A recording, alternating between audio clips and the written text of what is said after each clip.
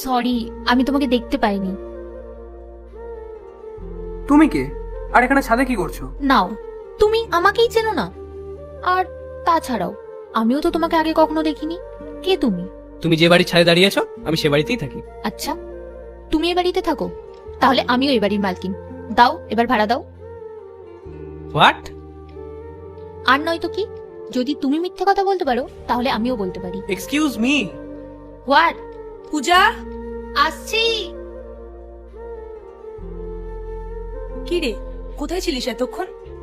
আরে কি বলবো কাকিমা, ছাদে না একটা অদ্ভুত ছেলেকে দেখলাম, বলে কিনা এ বাড়িতে থাকে, তাই আমিও বললাম আমিও এ বাড়ির মালকিন, ভাড়া দাও। আরে মা, আমি বলছিলাম যে হে ভগবান, তুমি এখানেও চলে এসেছো?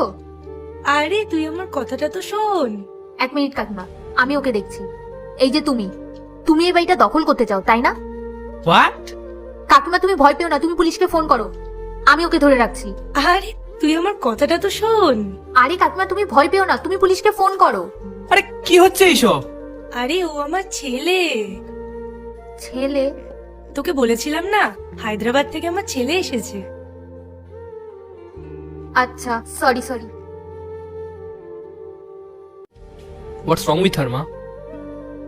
আরে ও এমনই, ভীষণ চঞ্চল। ও আমাদের বাড়িতেই কাজ করে, মেড ও আমাদের। ও আচ্ছা, মেয়েডও আমাদের। ও নামেই আমাদের মেড, ও আমাদের বাড়িরই একটা অংশ।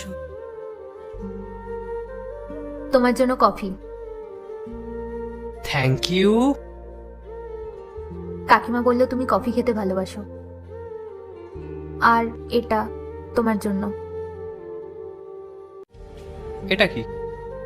Sorry gift. সরি কিসের জন্য?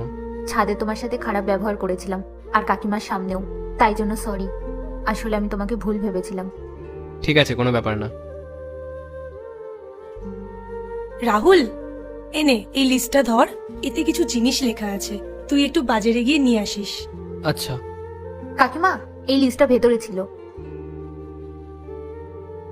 তাহলে তো অনেকগুলো জিনিস হয়ে গেল। তুই এক কাজ কর, তুই বরং ওর সাথে একটু বাজারে চলে যা। আমি আমি কি করে যেতে পারি? ঘরে অনেক কাজ পড়ে রয়েছে। আচ্ছা, ওসব নিয়ে তোকে চিন্তা করতে হবে না, আমি সব কাজ সেরে রাখবো, তুই যা।